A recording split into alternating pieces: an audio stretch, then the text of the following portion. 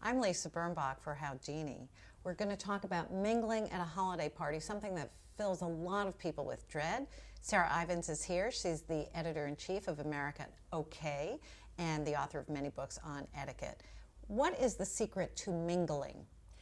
Having a bit of confidence and knowing that everyone else in that room will find it as difficult as you to mingle, because it is embarrassing. You're kind of putting yourself out there and going up to new people or people you want to impress a bit more, and it is intimidating. But there are a few easy tips that can really get you through that. The first things are about body language. Really, I mean, if you smile and you go up to people confidently and say, look, I'm on my own, but I've heard about you, I'd love to meet you. I mean, you'd have to be a real hard person not to be warm and reciprocate kind wishes to that person and to chat to them. So be smiley, approach people, just don't be too nervous. Don't sort of, the worst thing you can do, you know, when you're trying to get out there and mingle is to stand in a corner kind of with your arms crossed, scowling at people. Oh, that's what I do.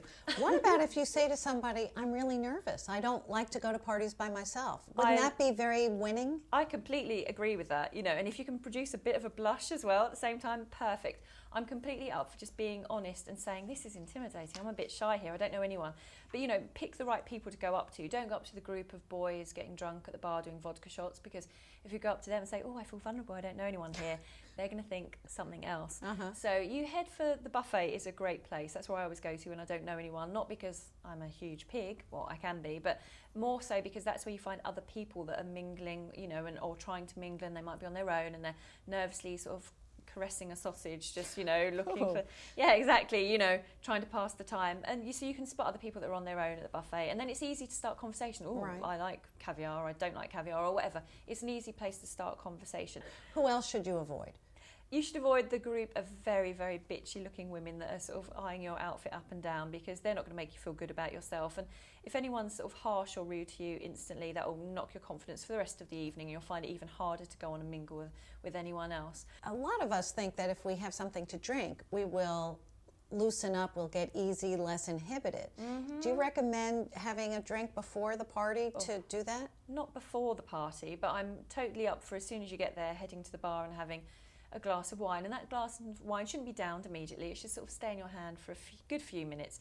Don't get drunk. I mean, everyone, you know, thinks... Oh, come on. No, not immediately. No, leave it an hour. I mean, really, just, you know, make a few friends before you make yourself look really silly, because you may think you'll fabulous. Need someone to carry you out, first of all. Right? Exactly.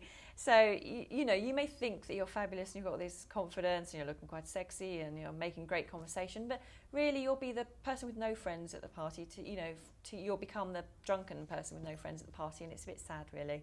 Not very dignified. Well, and again, people will talk about you the next day. They will. So maybe random, yeah, not in a flattering way. No. Do you have conversational techniques? Yeah, I mean, the best thing to do is to have something to talk about, something general. Obviously, you don't launch straight into a chat about religion or George Bush. So the key, I find, is to read a newspaper that day. It sounds really silly, but a lot of us don't have time to read a newspaper every day.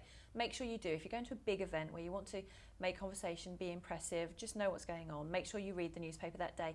And then for a bit of fun, you know, if it's a Christmas party, you don't want to be so serious, go on Perez Hilton or something and read, you know, the latest celebrity gossip, because everyone loves celebrity gossip.